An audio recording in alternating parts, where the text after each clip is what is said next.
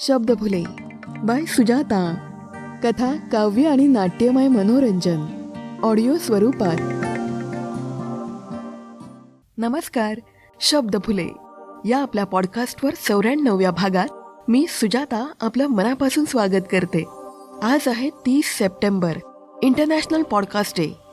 आंतरराष्ट्रीय पॉडकास्ट दिनानिमित्त सर्व पॉडकास्टर्सना आणि श्रोत्यांना मनापासून शुभेच्छा. मराठी रसिकांनी मराठी पॉडकास्ट ऐकून जास्तीत जास्त कॉन्टेंट तयार करण्यासाठी मराठी पॉडकास्टर्सना प्रोत्साहन द्यावं हीच मनोमन प्रार्थना. तुम्ही शब्दफुले यूट्यूब चॅनल जर सबस्क्राईब केलं नसेल तर लगेच करा. कथा आवडल्यास लाईक करा. कमेंटमध्ये आपला मूल्यवान अभिप्राय कळवा. शब्दफुले पॉडकास्ट जर तुम्ही फॉलो केलं नसेल तर लगेच करा. तुमच्या मोबाईलमध्ये असलेलं कोणतंही म्युझिक ॲप ज्यावर तुम्ही गाणी ऐकता, उदाहरणार्थ Spotify, Apple podcast, गाना.com, Jio Saavn, Amazon music, विंक म्युझिक, ऑडिबल, स्टोरीटेल यापैकी कोणतंही ॲप तुम्ही वापरत असाल तर तिथे शब्दफुले फॉलो करा आणि स्टार रेटिंग्स देऊन मला प्रोत्साहन द्या. आज आपण ऐकणार आहोत अनुत्तरित या कथेचा दुसरा भाग. या कथेचे लेखक उमेश तुपे यांनी कथेविषयी त्यांचे विचार मांडलेत, ते आपण जाणून घेऊया. प्रथम मी सर्वांचे मनपूर्वक आभार मानतो. ते यासाठी की आपल्या सर्वांमुळे काकणं ही कथा सर्वाधिक डाउनलोड होणाऱ्या कथांमध्ये प्रथम क्रमांकावर आहे. आणि शब्दफुले पॉडकास्टचा तर मी विशेष ऋणी आहे, कारण ती त्यांनी इतक्या सशक्तपणे आणि प्रभावीपणे आपल्यासमोर जिवंत केली. काही दिवसांपूर्वी एक फोटो माझ्या पाहण्यात आला होता. बहुधा आपण सर्वांनीच तो पाहिलेला असावा. मृत्यूच्या दारात उभी असलेली एक अत्यंत कुपोषित मुलगी आणि तिच्या मरणाची वाट पाहत असलेलं गिधाड. कुणालाही विचार करण्यास प्रवृत्त करणारं असं ते चित्र होतं. केविन कार्टर या आफ्रिकेतील पत्रकारांनी ते छायाचित्र काढलं होतं. त्यासाठी त्याला पुलित्झर हा मानाचा पुरस्कार देखील मिळाला होता. पण दुर्दैवाने 3 महिन्यानंतर त्याने आत्महत्या केली. त्याच्या आत्महत्येस कारणीभूत ठरलं होतं ते हे चित्र. मग त्याने आत्महत्या का केली? तो आणखी काही करू शकला असता का? की माणूस म्हणून फक्त निमित्त मात्र असतो आपण? मग हे असे प्रश्न मला भेडसावू लागले आणि त्यातूनच माझ्याकडून अनुत्तरित ही कथा लिहिली गेली. खरंच उमेशजी, विचार करायला लावणारी गोष्ट आहे. थँक्यू उमेशजी. अनुत्तरित ही कथा 2 भागांमध्ये आहे. आज आपण ऐकणार आहोत अनुत्तरित या कथेचा दुसरा भाग. तुम्ही जर या कथेचा पहिला भाग ऐकला नसेल तर शब्दफुलेचा 93वा भाग जरूर ऐका आणि मग ऐका हा भाग. ऐकूयात. कथा अनुत्तरित. लेखन उमेश तुपे. आवाज सुजाता. त्याने डोळे उघडले तेव्हा तो समोरील दृश्य पाहून अचंबित झाला. एका भल्या मोठ्या उंच शिळेवर कोरीव काम केलेल्या दगडी आसनावर एक हडकुळा मनुष्य सिंहाचा मुखवटा घालून बसला होता. त्याच्या दोन्ही बाजूनी वरती जाण्या येण्यास दगडी पायऱ्या कोरलेल्या होत्या.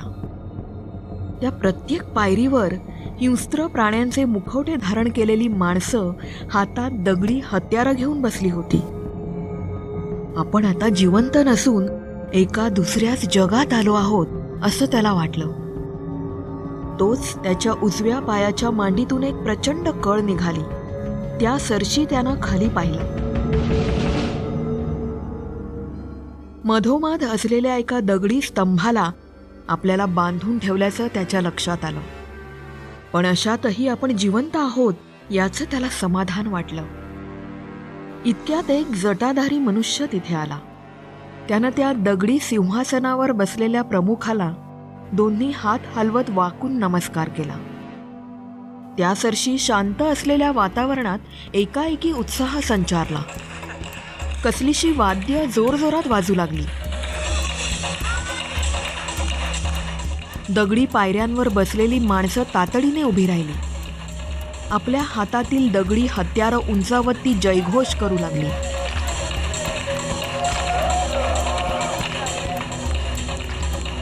इतक्यात सिंहासनाच्या बाजूला असलेला दगडाचा एक भाग बाजूला सरकला आणि त्यातून एक बोगदा प्रकाशित झाला. काळ्या दगडांना चाटणाऱ्या अग्नीच्या ज्वाला हळूहळू मोठ्या झाल्या आणि त्यातून 2 मनुष्य पायऱ्या उतरून खाली आले. पहिल्याच्या हातात एक पेटलेली मशाल होती, तर दुसरा त्याच्या पाठीमागून चालत येत होता. पाठीमागून येणाऱ्या व्यक्तीला पाहताच प्रवाशाचे डोळे विस्फारले. क्षणभर त्याचा आपल्या डोळ्यांवर विश्वास बसेना. तो पुन्हा पुन्हा त्या मशालीच्या उजेडात त्याला पाहण्याचा प्रयत्न करत होता. त्या दोघांनी प्रमुखाला वाकून नमस्कार केला. त्याने प्रमुखाला कसलीशी विनंती केली. त्यानंतर प्रमुखाने दगडी स्तंभाकडे बोट दाखवत त्याला काहीतरी आदेश दिला. त्या सरशी तो स्तंभाकडे येत प्रवाशाला म्हणाला, "हो, तू मला बरोबर ओळखलंयस. मीच तो ज्याला तू सरोवराच्या काठी भेटला होतास. तू खूप नशीबवान होतास म्हणून आपली भेट झाली, पण शेवटी तुझ्या दुर्दैवाने तुला इथे आणलंच. प्रमुखाच्या उपकारानं मला थोडा वेळ तरी तुझ्याशी बोलता येतंय, पण माझ्या वाट्याला तर हेही भाग्य आलं नव्हतं. त्यामुळे तू थोडा वेळ माझं ऐकून घे." प्रवाशाला त्याच्या ढोंगीपणाचा आता भयंकर राग आला. त्याच्या डोळ्यात रक्त उतरलं. हाताच्या मुठी आवळल्या गेल्या. आपण फसलो गेलो आहोत हे आता प्रवाशाच्या लक्षात आलं होतं. तो अत्यंत त्वेषाने म्हणाला, "तू अत्यंत नीच आणि पापी मनुष्य आहेस. मृत्यू सुद्धा तुला आपलंसं करणार नाही." त्यावर तो शांतपणे म्हणाला, "तू आता मला काहीही बोललास तरी त्याचा काही एक उपयोग नाही. कारण तुझी भाषा समजू शकणारा इथे एकमेव असा मीच आहे. आणि हेही तुझं भाग्यच आहे. मी तुला माघारी परत जाण्यासाठी खूप विनवणी केली होती, पण तू अत्यंत उद्धटपणाने ती धुडकावून लावलीस हे मात्र तू विसरू नको. त्यामुळे आता तुझ्याकडे दुसरा पर्याय नाही." त्यावर तो प्रवासी म्हणाला, "मी तुला एक सत्पुरुष समजलो होतो. या तेजस्वी चेहऱ्यामागचा तुझा राक्षसी चेहरा मला दिसला नव्हता. मी तुला मित्रा म्हणालो. माझं मन तुझ्या पुढे मोकळं केलं ते केवळ तुझं वर्तन पाहून.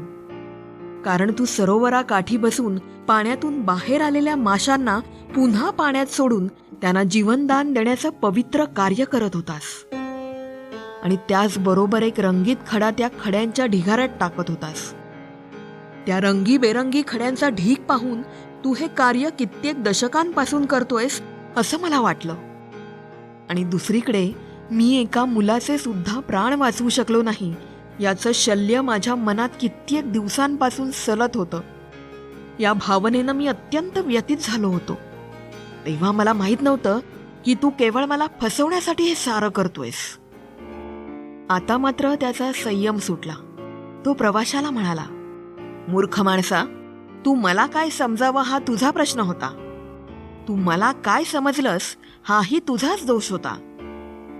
खरं तर तू आजपर्यंत केवळ तुझ्याच धुंदीत जगत आलास.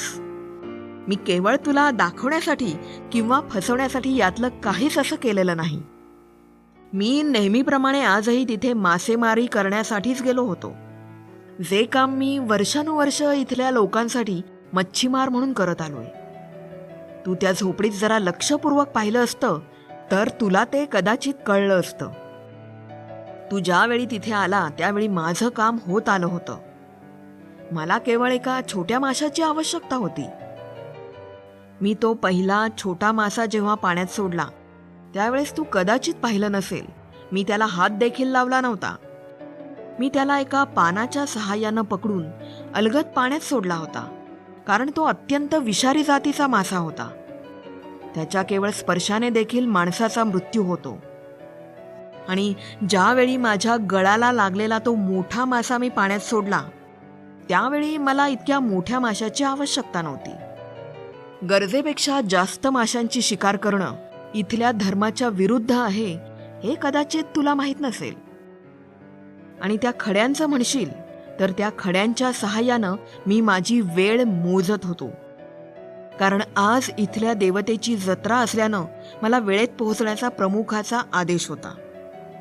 जोपर्यंत मी आणलेल्या माशांचा नैवेद्य इथल्या देवतेला दाखवला जात नाही तोपर्यंत जत्रेची सुरुवात होत नाही. आता तूच सांग, या सगळ्यामध्ये मी तुला कसं फसवलं? त्याच्या सडेतोड उत्तराने प्रवासी भांबावून गेला. जरा वेळ काय बोलावं हे त्याला समजेनासं झालं. आपण इतक्या सहज निष्कर्ष काढला याचा त्याला पश्चाताप झाला. शेवटी अंगातील सारी शक्ती एकवटून अत्यंत गहिवरलेल्या स्वरात तो म्हणाला, जर असंच होतं तर तू मला कालीच्या मंदिरात जाण्याचा रस्ता का नाही दाखवलास? तू जर मला तो रस्ता दाखवला असता तर मी या मार्गाने कधीच आलो नसतो. मृत्यूची म्हणशील तर मला अजिबात भीती नाही, पण वाईट एवढंच वाटतं की मी माझं आयुष्य ज्यासाठी खर्च केलं, किमान त्या प्रश्नांची उत्तरं मला मिळाली असती तर मी समाधानानं या जगाचा निरोप घेतला असता. यावर एक दीर्घ सुस्कारा टाकत मच्छीमार म्हणाला, तू जर माझा सल्ला ऐकला असतास तर तुझ्यावर ही वेळ आली नसती. मी पहिल्या भेटीत देखील बोललो होतो, आपल्या प्रत्येक प्रश्नाची उत्तरं मिळतीलच असं नाही, आणि ती मिळालीच पाहिजे असा माणसाने कधी अट्टाहास देखील करू नये. मीही तुझ्यासारखाच कालीच्या मंदिराचा शोध घेत 20 वर्षांपूर्वी इथे आलो होतो आणि माझ्या दुर्दैवानं इथे अडकलो. मी आलो त्या दिवशीही इथल्या देवतेची जत्रा होती. त्या दिवशी माझ्या समोर इथल्या देवतेला एक नरबळी अर्पण केला गेला आणि एका जीवाची अनंत यातनेतून सुटका झाली आणि आज त्याचीच पुनरावृत्ती होत आहे. मला कालीच्या मंदिराचा आजपर्यंत शोध लागला नाही आणि माझ्या प्रश्नांची उत्तरही मिळाली नाहीत. माझं सोड, पण किमान तुझी माझ्याशी भेट तरी झाली होती. तू मला मित्र म्हणालास, म्हणून मी जे भोगलं ते किमान तुझ्या वाट्याला तरी नको, म्हणून मी तुला परत जाण्यासाठी हात जोडून विनवणी करत होतो. माझ्यासोबत हा मशाल घेऊन असलेला एक पहारेकरी सदैव असतो, पण नेमकं तू आला त्याच वेळी तो एका झाडाखाली आराम करत असताना झोपी गेला होता. त्यामुळे तू ठरवलं असतंस तर तू सुखरूप परत माघारी जाऊ शकला असतास. आता त्या दगडी स्तंभाभोवती सर्व स्त्री पुरुष जमा झाले होते. देवतेच्या पूजेची सर्व तयारी झाली होती. सर्वांनी आपापल्या शिकारीचा नैवेद्य तिथे आणला होता. मच्छीमारानंही आपला पहिला मानाचा नैवेद्य तिथे पाठवला होता. कित्येक वर्षांनंतर देवतेला आज नरबळी मिळणार होता. त्यामुळे सर्वांमध्ये एक वेगळाच उत्साह संचारला होता.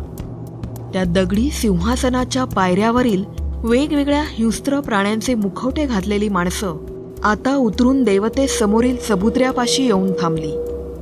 आता सर्वजण प्रमुखाच्या आदेशाची वाट पाहत उभे होते. प्रमुखाचे डोळे आकाशातील चंद्रावर लागले होते. प्रवासी मात्र हे सारं विमनस्कपणे पाहत होता. अशा पद्धतीने तर शत्रूलाही मृत्यू येऊ नये, पण आज अशी वेळ प्रत्यक्ष आपल्यावरच का यावी, तेही आपल्या कोणत्याच प्रश्नाचं उत्तर न मिळता? या विचाराने तो अत्यंत अस्वस्थ झाला. इतक्यात तेच पांढऱ्या चोचीचं आणि बसक्या मानेचं गिधाड त्या दगडी स्तंभाच्या बरोबर समोर असलेल्या एका उंच झाडावर उतरलं. त्याला पाहून आज त्याच्या चेहऱ्यावर भीती किंवा दुःखाची किंचितही छटा उमटली नाही. अत्यंत निर्विकारपणे त्या गिधाडाकडे पाहत तो मच्छीमारास म्हणाला, मित्रा, मला आता कसलंही दुःख नाही. आज एक वर्तुळ पूर्ण झालं. त्या समोरील झाडाच्या शेंड्याकडे पहा. माझं कर्म माझ्याकडे परत चालून आलंय. ते गिधाड आज माझ्या मरणाची वाट पाहतंय. किमान मरताना तरी मी आता समाधानाने मरेन. आपलं पाप इथेच फेडून जाण्यासारखा दुसरा आनंद नाही. त्यावर तो मच्छीमार म्हणाला, मित्रा, या क्षणी तरी मी तुला खोटं सांगणार नाही. कदाचित सत्य ऐकून तुझा जीवनावरील विश्वास उडेल, पण तुला सत्य सांगणं मला आवश्यक वाटतं, कारण नंतर मी तुला ते कधीच सांगू शकणार नाही. तू ज्याला तुझं कर्म म्हणतोस, तू ज्यासाठी तुझा संसार सोडलास, ते पातक तुझ्या हातून घडलंच नाही. मित्रा, खरं तर तू अजूनही तुझ्या त्या प्रश्नांतून बाहेर आलेला नाहीस. तू मला सरोवराकाठी जे सांगितलंस त्यात किंचितही तथ्य नाही. मुळात तू ते छायाचित्र टिपण्यापूर्वी त्या मुलाचा मृत्यू झालेला होता आणि हे निर्विवाद सत्य आहे. त्यामुळे तू त्या मुलाला वाचवण्याचा प्रश्नच उद्भवत नाही. असं बाष्फळ काहीतरी बडबडण्यापूर्वी तू थोडासा तरी विचार करायला हवा होतास. शेकडो बाणांनी माझ्या शरीराला छेदलं असतं तरी मित्रा मला इतक्या असह्य वेदना झाल्या नसत्या. मात्र तू एका वाक्यानं त्याच्या कितीतरी पट वेदना मला माझ्या जीवनाच्या अंतसमयी दिल्यास. मित्रा, मला क्षमा कर, पण सत्य हेच आहे. मी ज्या भागातून आलोय तो भाग निसर्गाने अतिशय समृद्ध असा होता. त्यामुळे सगळ्या पक्ष्यांचे अत्यंत छोटे छोटे बारकावे मला माहीत आहेत. खरं तर मी तुला हे सारं तेव्हाच सांगण्याचा प्रयत्न करत होतो, पण तू काहीही ऐकण्याच्या मनस्थितीत नव्हता. मित्रा, गिधाडांमध्ये इजिप्शियन नावाची एक जात आहे. या जातीचे डोळे अतिशय तीक्ष्ण असतात.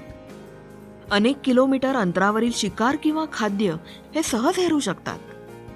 बहुतेक गिधाडांची याच गिधाडावर नजर असते. जेव्हा हे गिधाड खाद्य हेरतं तेव्हा साहजिकच ते तिथे उतरतं. त्याला उतरलेलं पाहून मग इतर गिधाडं उतरू लागतात आणि सगळ्या गिधाडांना खबर मिळते की खाद्य मिळालंय. खाद्याजवळ पोहोचल्यावर गिधाडं बराच वेळ वाट पाहत असतात.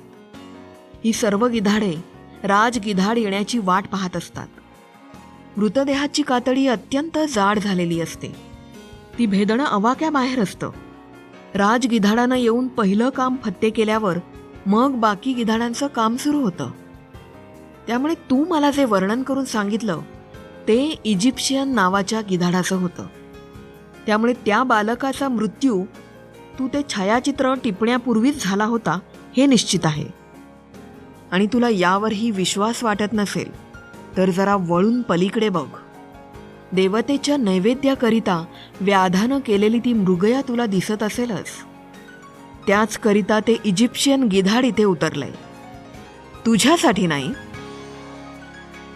इतक्या दगडी स्तंभाच्या अगदी समोर असलेल्या एका गोलाकार खळग्यात साचलेल्या पाण्यात चंद्राचं प्रतिबिंब पडलं. त्याच वेळी प्रमुखाने एक हात उंचावून सेवकांना आदेश दिला. तंतुवाद्याचा तालबद्ध आवाज परिसरात घुमू लागला. देवतेचा जय जयकार सुरू झाला. कसलासा काळसर रंग आकाशात उधळला गेला. मच्छीमारानं अत्यंत शांतपणे प्रवाशाला आलिंगन दिलं आणि म्हणाला, मित्रा, मला क्षमा कर, आता मला जावं लागेल. तुझ्या प्रश्नांची उत्तरं देण्याचा मी पुरेपूर प्रयत्न केला, पण वेळ अपुरा पडला. आता आणखी एक प्रवासी येईपर्यंत तुलाच माझं काम करावं लागेल. मित्रा, एक गोष्ट मात्र यापुढे कायम लक्षात असू दे. मिळवलेली उत्तरं ही प्रश्नांपेक्षा अधिक त्रासदायक असतात. इतक्यात दोन सेवक मच्छीमाराला पकडून चबुतऱ्याच्या दिशेने घेऊन जाऊ लागतात. एका मागे एक मिळालेल्या अनपेक्षित धक्क्यांनी प्रवाशाची विचार करण्याची क्षमता खंडित होते. जरा वेळ काय बोलावं हेच त्याला सुचत नाही. तोच त्याला मच्छीमाराच्या पाठीमागील हात साखळदंडाने बांधलेले दिसतात. आता मात्र त्याला मच्छीमाराला काहीतरी ओरडून ओरडून विचारायचं असतं, पण त्याच्या कंठातून आवाज फुटत नाही. तो अत्यंत हताशपणे मच्छीमाराकडे पाहू लागतो.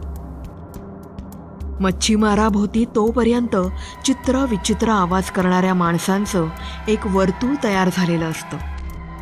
त्याला चबुतऱ्यावर ढकललं जातं तोच प्रवासी आपले डोळे बंद करतो. कसल्याशा आवाजानंतर एक आर्त किंकाळी त्या रात्रीच्या काळोखाला फाडत भोवतालच्या काळ्या कुट्ट पाषाणावर आदळते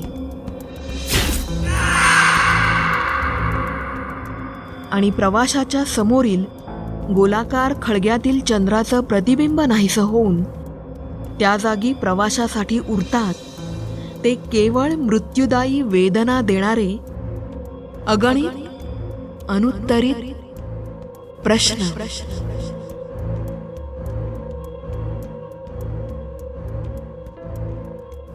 कथा अनुत्तरित.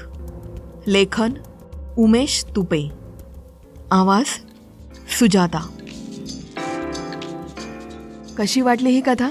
तुम्हाला जर ही कथा आवडली असेल तर नक्की लाईक करा, कमेंट करा, शेअर करा. अशाच प्रकारच्या कथा तुम्ही लिहित असाल तर मला जरूर पाठवा. शब्दफुलेवर सादर करायला मला नक्की आवडतील. तर ह्या मनाला स्पर्श करणाऱ्या रोमांचक कथेबरोबर मी सुजाता आपला तुर्तास निरोप घेते. पुन्हा भेटू एका नव्या कथेसह. Stay blessed, stay blessed. Thank you. धन्यवाद.